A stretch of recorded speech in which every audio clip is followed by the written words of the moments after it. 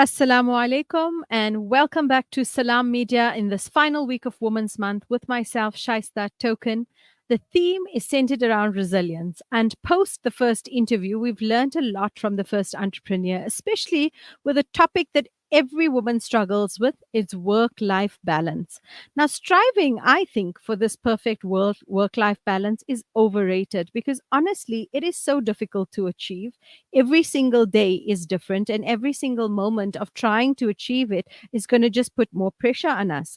So the moment we stop focusing on work life balance, stop obsessing on it, we start to maintain a certain structure and a routine in our day to day living.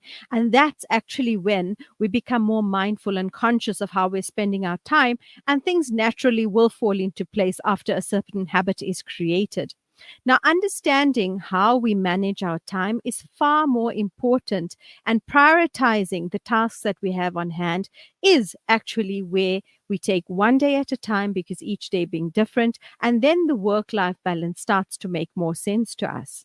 So, in this conversation today with our second guest, it is especially something that I've noticed may be a challenge for her because she's an entrepreneur but travels a lot. So, again, it comes down to that support structure that we spoke about in our first interview.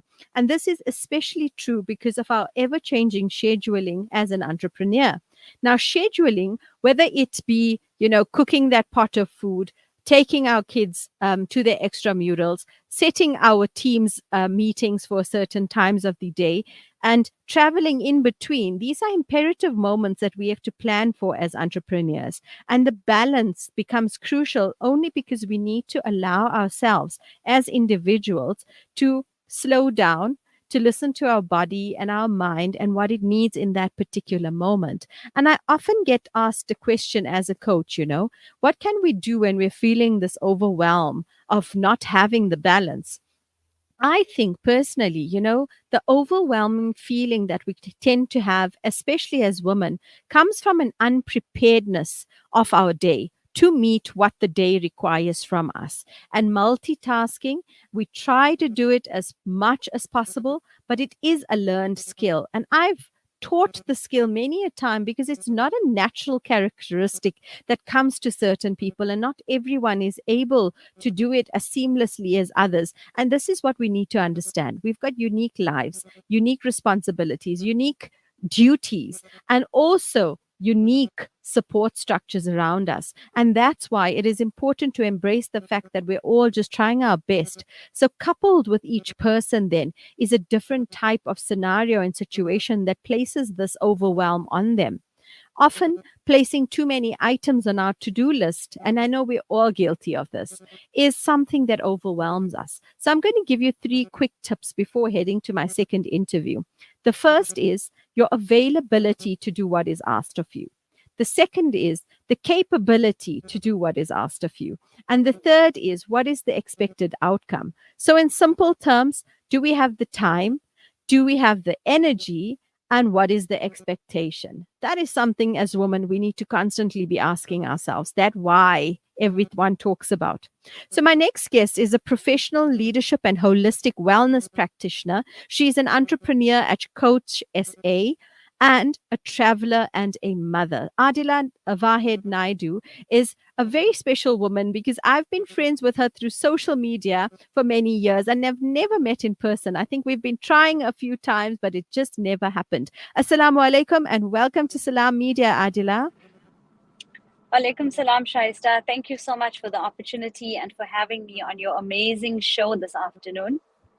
I am so glad that you made time out of your busy schedule. We really do appreciate it. But I think, you are someone that inspires me, and I would like to share that side of you with my viewers so they are equally inspired and motivated. So without further ado, let's just get into some exciting conversation. Alhamdulillah, you and I share this common love for coaching.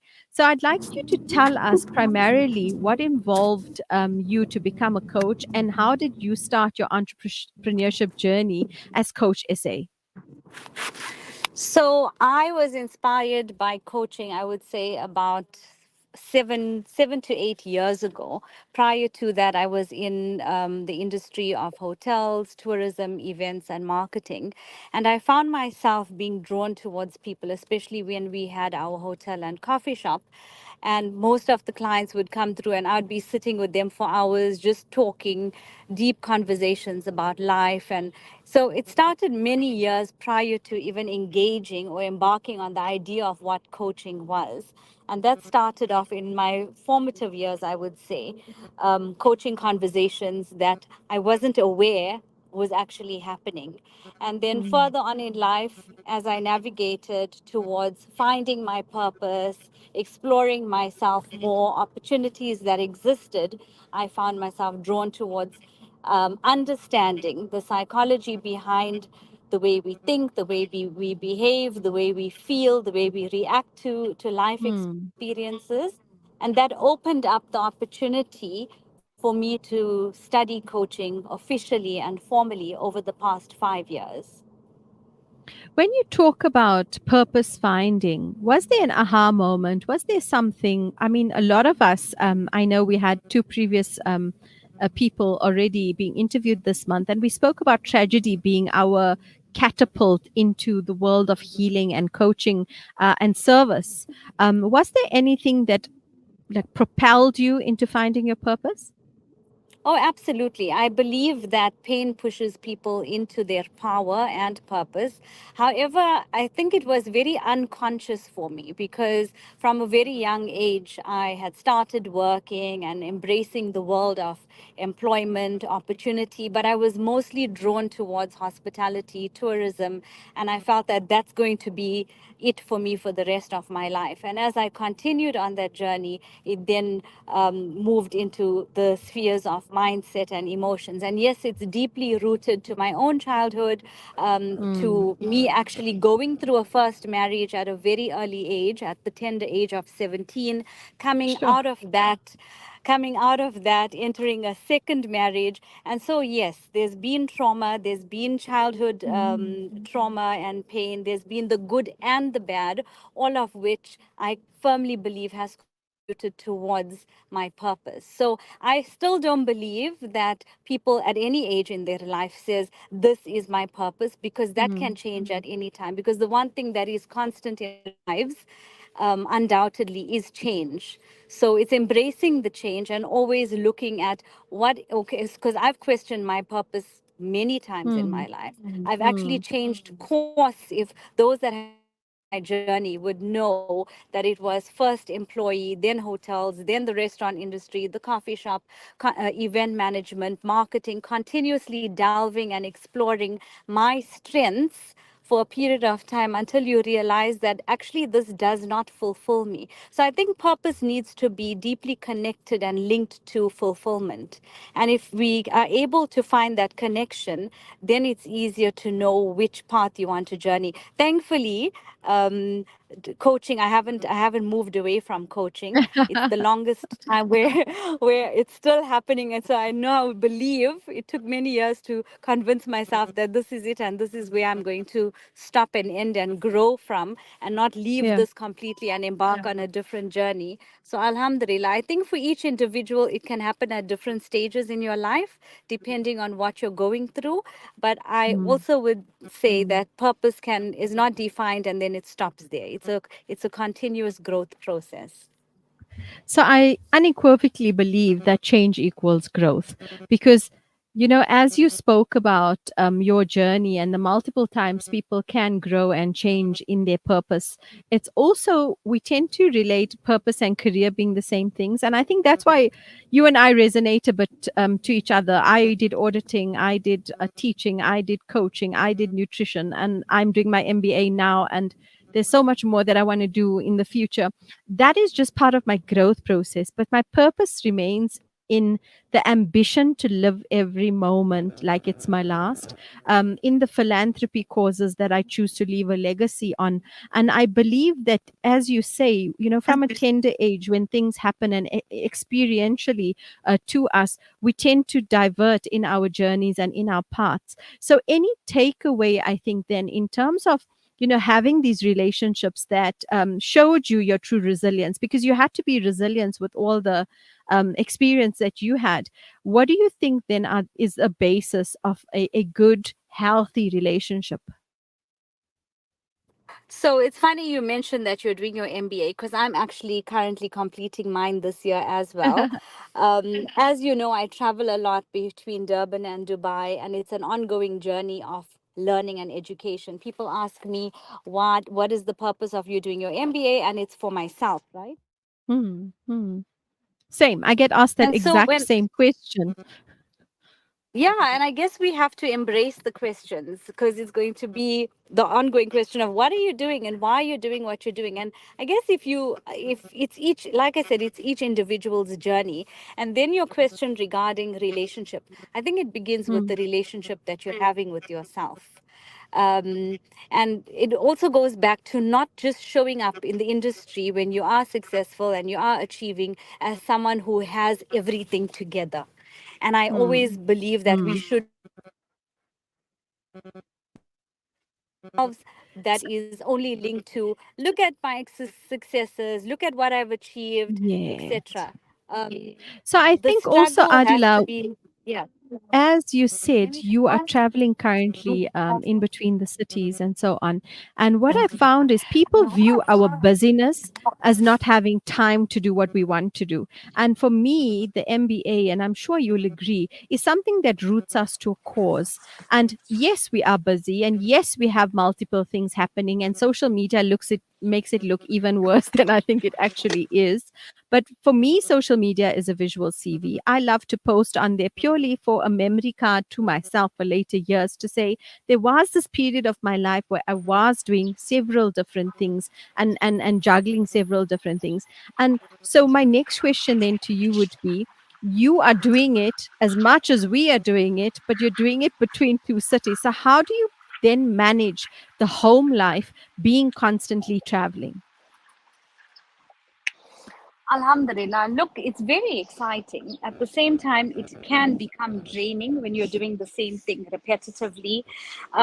You have to strike the balance. I believe in quality over quantity. So it's not being with my children or being with my husband all of the time, and they're not even getting Yeah. to see me, even though I'm at home, because I'm on calls, I'm in sessions, I'm busy studying, etc. I believe that the time that I am with them and I'm in Durban, I make sure that it's valuable time. So it's attending every swimming lesson, being there for them, sitting with the homework and the madrasa, giving them undivided attention, making sure that I am doing the best that I can do, not based on anyone Hmm. else's standard. And it actually works out beautifully. And I have an amazing support structure that helps me, because it takes a whole, I would say, a community. It's not just mom that has to do everything.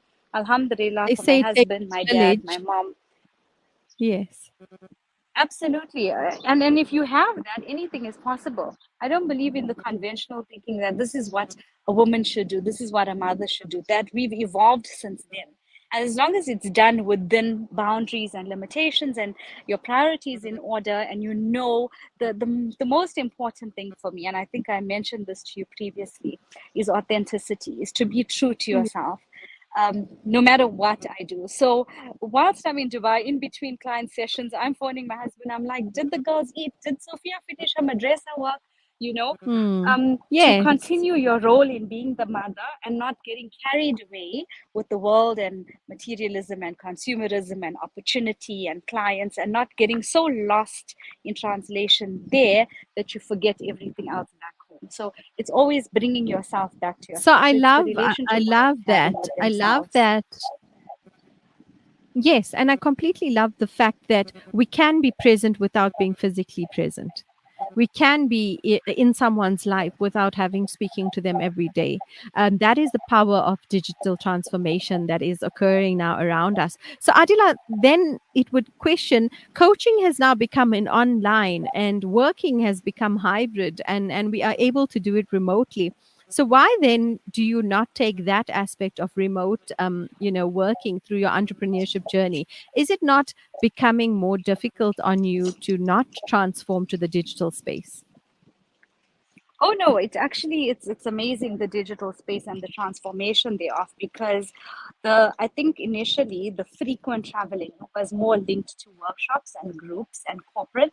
So it's organizational leadership coaching, which is very different from live coaching and sitting in Mm. sessions one on one. It's dealing with corporates and organizations. So in the UAE, I work with corporates and organizations and their teams within their offices and facilities. And now, more than ever before, we actually restructuring and working on ways to make it more seamless, which will decrease my trips, for example, in the next year. So I'm very excited to have that opportunity. It was just about navigating, building relationships all of this time, going to the client's offices, Yes. and thereafter we'll slowly but surely find ways around it. I would love that. I'd be the first person to have that, to Yes. decrease the trips. But overall, in any situation, you have to go through all of the requirements first and then work your way through how to make it as seamless as possible. Inshallah, I'm hoping for that. No, I think that's wonderful. And you know what? These challenges are in every aspect of any career or any environment, be it whether you're even in your home environment as a remote worker, there's certain challenges that present itself. And our access is not necessarily more if we are in the home to our children or our spouses. You spoke earlier about having the support structure. What are important aspects to you in terms of friendships? Do you have a large circle of friends? Do you have a small circle of friends? Because we are in Women's Month and we're speaking about women, supporting other women in their various causes in friendships and relationships. But we tend to also see the flip side of that, where our biggest adversaries sometimes and our critics are other females. So, how do you delve in that space of friendships? Okay, so that I think would be one of my weaknesses or weak points where I do not manage that or balance that well, Mm. because there is not enough time. So I do not have much of a social life or many friends, to be honest. I've got three sisters, and in our spare time, we together with each other and our children and our families. I'm very family oriented and spend a lot of time trying to catch up with my own. So to even do a coffee with a friend sometimes seems impossible. And I'm sure many people in our community that are listening to this interview would all be saying yes, especially if they know me, because they've asked, let's go out, let's meet, let's do this, let's do that. And it's always a no. And it's not a no because I don't want to. It's a no because there's so many things on the list before that. So Yeah. also another thing is that I started working and I started networking and I started in the industry too, or very early on in life.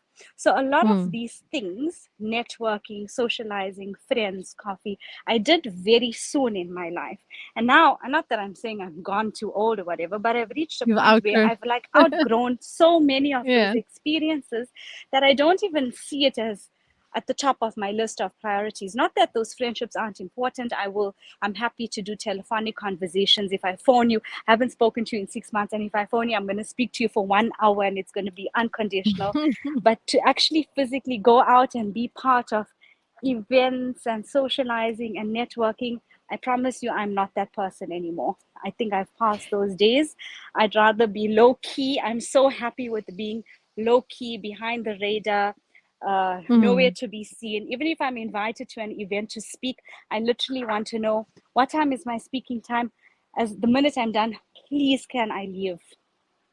I think that's How quite does bad. That's something I then need to make work you on. accessible to your clients or new clients? Like, which platform then do you advertise your your coaching? Because a lot of the time, what I find is, especially with me, I'm just exhausted a lot of the time from the multiple things that I'm doing, and I don't have the time to post or to share intellectual property constantly or create an aesthetic on social media. For me, my word of mouth references, alhamdulillah, has kept me busy. And the media space, is my exposure to new clients. So, how do you then, if you are introverted in your social sense, get to the space where people are aware of what you do?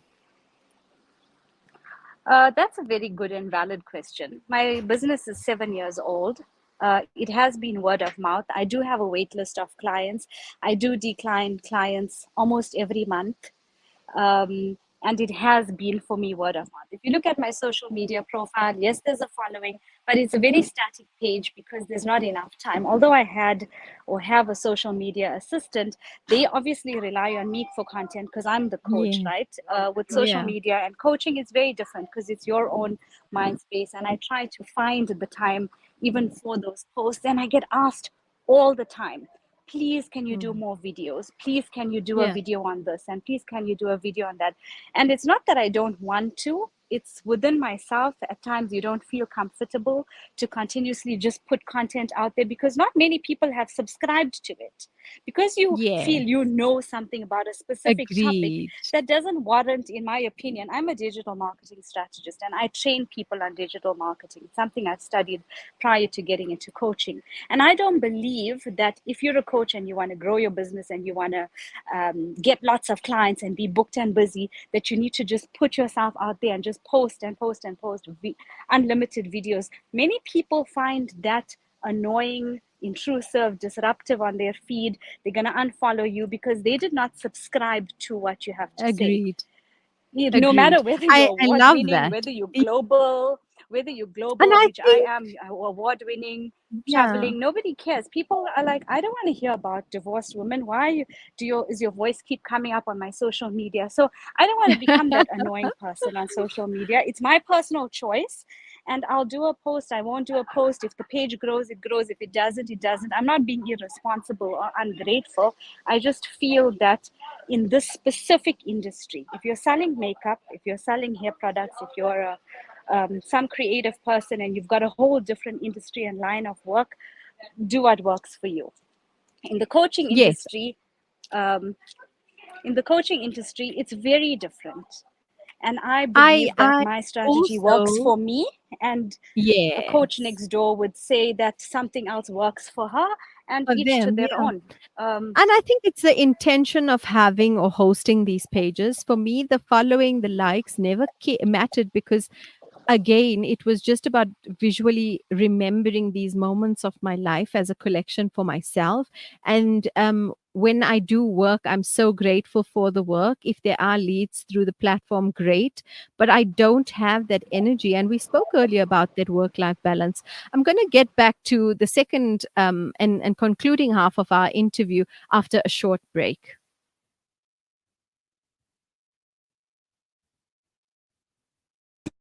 Joining hands, Salam Media.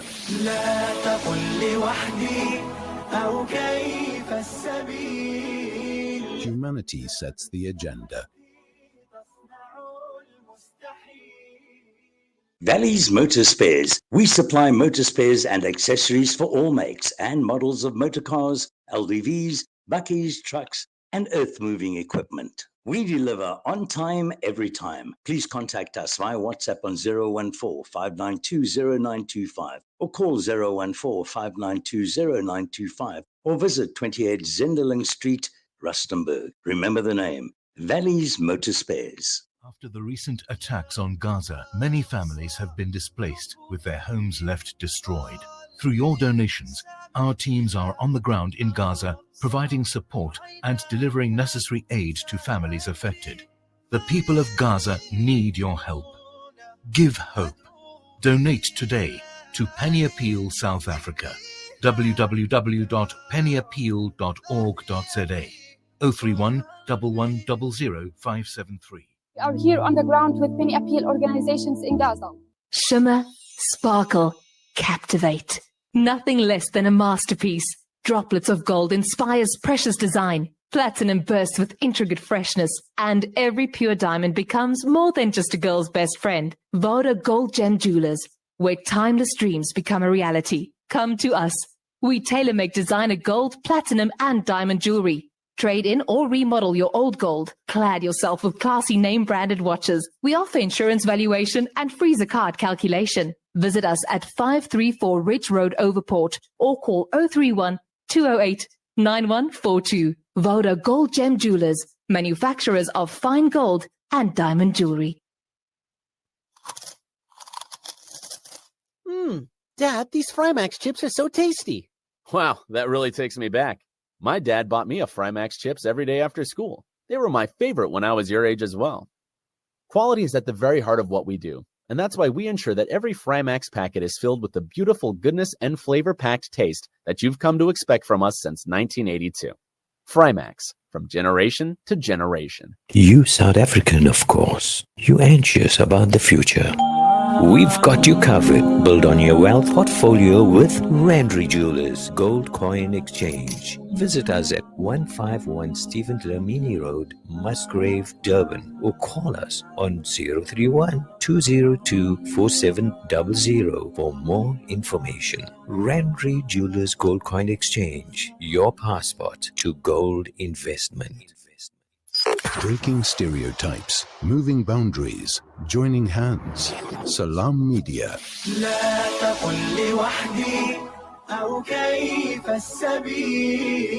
Humanity sets the agenda.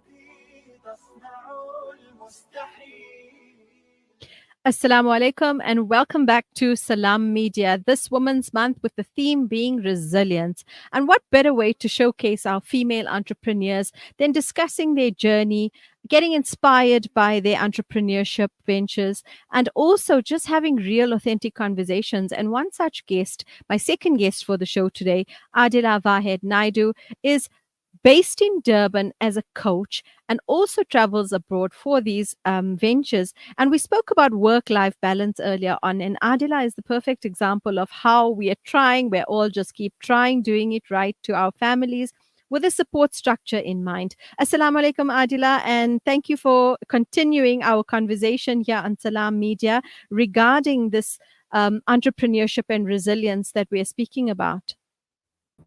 Great to be back, and I'm enjoying the conversation.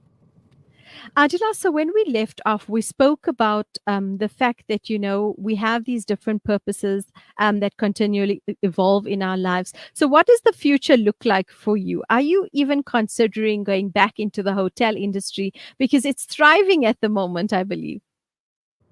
I won't be able to answer that right now, but I am married to a hotelier. So unless I'm called into that at some point, to be honest, I do consultation to the hospitality industry. That forms part of the coaching. Remember that I'm doing executive coaching, which is corporate, so it's not restricted to life coaching. Most of my life coaching, mental and emotional wellness takes place in Durban, but in Dubai and other areas, it's more corporate executive coaching. So I am working specifically with the hospitality industry. If you go onto my websites, it's a lot of consultation to the hospitality clients because of my years of experience as marketing person, marketing and sales in hotels. But I also have an event management company, and that turns 12 years old this year. And it's still running. In fact, I've got two big client events coming up soon at the ICC, which my team and I manage and run. So there's a lot going on behind the scenes. On top of that, it's making sure I do the school and madrasa runs because I want to be there. And cook that pot of food. Of course, my eldest daughter turns 16, my youngest turns 7, and it's being a mother, a wife, a daughter, a daughter-in-law, a friend. Women have so many hats to wear. I always say this, there's so much of responsibility, and we want to make everybody happy, and we want to make sure that we are doing the best that we can. Agreed. And I think, it's a responsibility. It takes a lot. It doesn't just happen. Yes. And I think, it used to be traditionally the guilt factor in the past, in the traditional way women used to be career women and then have that guilt and that fear of not achieving in their homes and being criticized for it. That's a mindset that has shifted completely. Now with Gen Z, what we're seeing is imperative for females to bring in an income, because two incomes are a necessity in a household, what with inflation and the way the world is changing and the lifestyles that we've become accustomed to. And what I respect is, as career women, as entrepreneurs, and in the seniority positions, that we're grooming our children to become these resilient entrepreneurs, these giving them the power to choose what they want to do, how much of it they want to do, and how to actually balance in terms of you can do it all. And you've got the daughters and you are raising the strong woman of tomorrow in your home. I've got 4 sons. Unfortunately, I'm teaching them how to cope with the strong woman. And Wow, so on alhamdulillah. parting, alhamdulillah. In parting, Adila, what advice would you give our females out there, our women out there, in terms of an inspiration, advice, something, maybe a quote that you live by, or something that we can learn? So I want to say one thing before that. My daughter, she's got a little business that I push her towards. It's called Maha, and she has to work on it alongside school. And one advice I want to give to mothers out there, especially if you're raising teenagers, well, it's actually not advice. I'm not giving advice. I take that back. The one thing that I practice personally as a mom that allows me to sleep at night is no devices. Especially my elder daughter does not have a phone. What I find is the digital addiction is a huge distraction in the youth and in adults. It's taking us away from growing businesses, growing empires, building brands, fulfilling purpose, getting closer to Allah, attending more religious programs, connecting, finding time to read Quran. The distraction is the phone and the digital addiction. The day we can move away from that, which is very difficult as adults, we can't do it. So it's very hard. It's harder for our children to expect them to do it. We would be able to achieve so much more in our lives. So I it's think that's become a a whole topic, huge, huge for another challenge. day. It's Of course. definitely a It's become a challenge. massive challenge for people in our lives, and it's something that we can work on.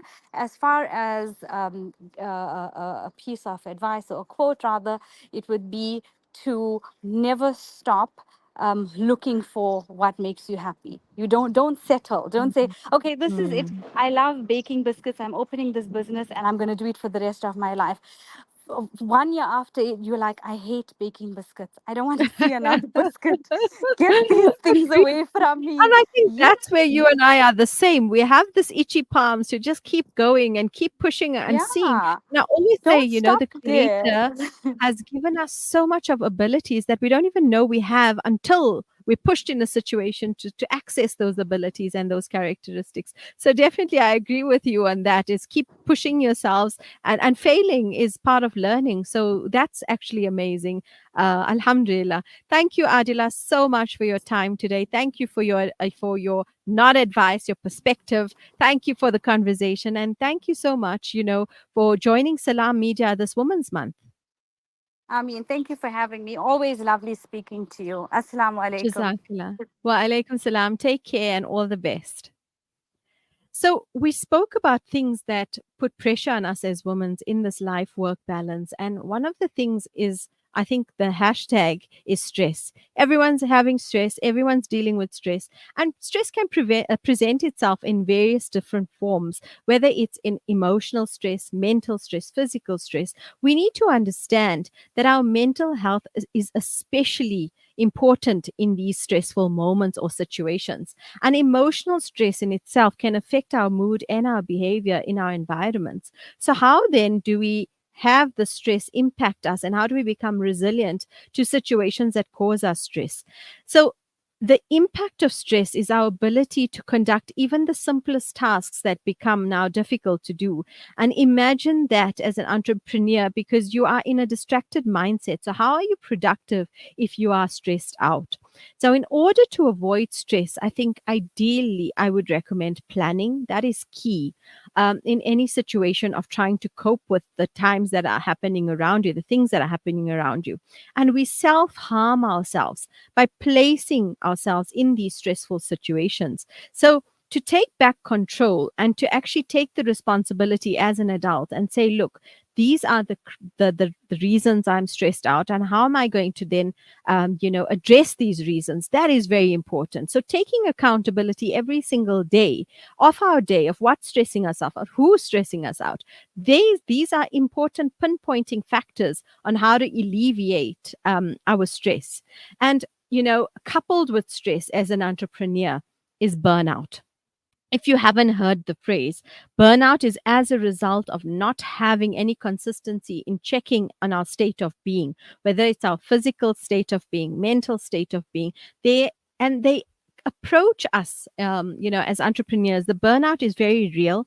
It happens even if you're a mother at home, even if you're a housewife, even if you're, don't have that job or career that is demanding. Burnout can also happen to you because it's a sense of taking on too much. Signs of this burnout is exhaustion, it's irritability, it is lack of sleep, it is anxiety, feeling nervous, feeling fearful. If you are going through these feelings, you need to actually take a giant step back. Look at the direction you're headed in, of being burnt out, of being depressed, of being, crashing in a physical state where you may require medical assistance. These are reasons why you should reevaluate your situation as a woman, as a female, because again, wearing those multiple hats puts a lot of pressure on our mental state of constantly being in a state of performance, constantly being in a state of productivity, constantly trying to achieve what needs to be done. And, there's something that I would say that you need to remove from your plate is that constant desire to please people. People pleasing is a genuine problem that happens out there, and it places a lot more pressure and a lot more stress and creates this burnout far sooner, because the expectation of others can never be fulfilled. It will never be met because people constantly want more, need more. So it's up to you as an individual to realize your capacity to actually deliver to a certain expectation, and also accept the fact that if you don't, are you okay with the disappointment in yourself or the lack of appreciation from the other person? And that is a true killer of joy, if there was any, is having that expectation of others being placed on you. So I would start off by saying, learn to delegate. Don't be a doormat. Don't say yes to everything. Delegate things to others, whether it's your children, whether it's your spouse, whether it's your colleagues or your manager or your boss. Sometimes things that are not necessarily your own task is given to you or is expected from you without being shared with others. And I would suggest in the long term, consider this sharing within a support structure and creating and cultivating that support structure to make your life easier, and not in a selfish way, but actually in a way where it teaches others to be responsible for themselves. So do not deny yourself the ability to reduce your stress. You are in control at the end of the day to saying yes, to saying no. Be more mindful of your capacity as an individual to deliver what is being asked of you.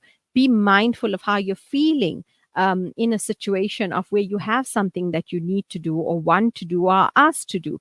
And I think honor yourself by taking better care of yourself. And that is true advice coming from a coach who deals with situations of time management, scheduling, planning, burnout, stress, anxiety, depression, dealing with these aspects, especially in our women folk, because the pressure is far too much. We're going to head over now to an ad break before concluding the show today.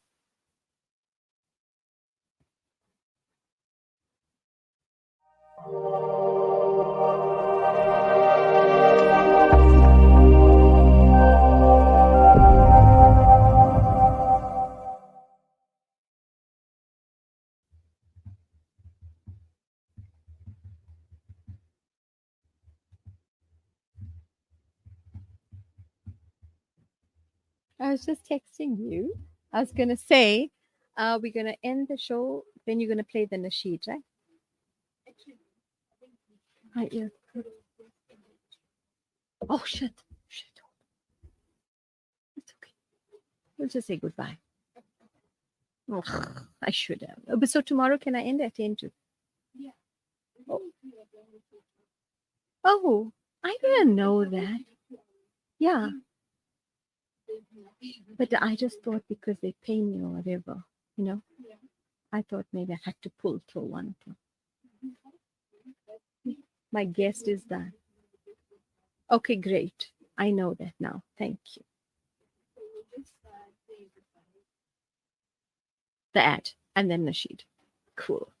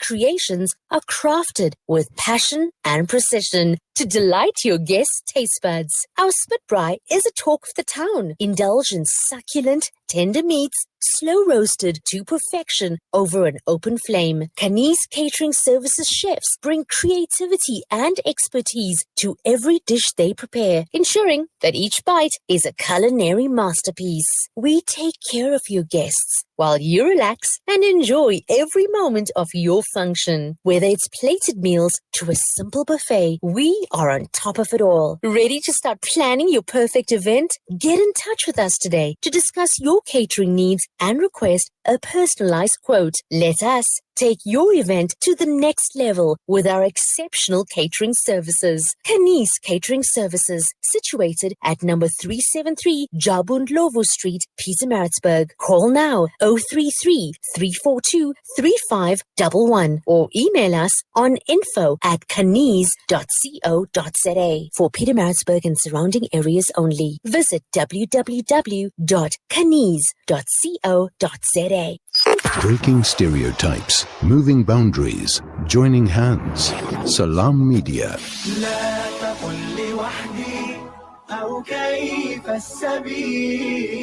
Humanity sets the agenda.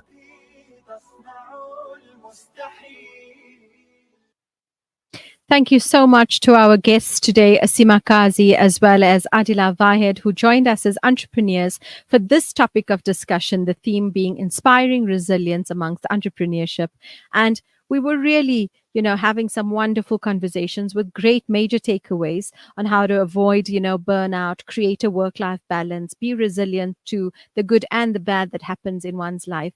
And I'm really grateful to Salam Media for offering this platform to us this Women's Month as female-driven presenters showcase what is happening in our communities, the topics that are important for discussion, the females that are excelling in their careers and in their platforms as women, also to give us the valuable contributions from each other, supporting women, each other on these platforms of A. Thank you so much. Assalamu alaikum. We'll catch you tomorrow between 11 and 1 p.m.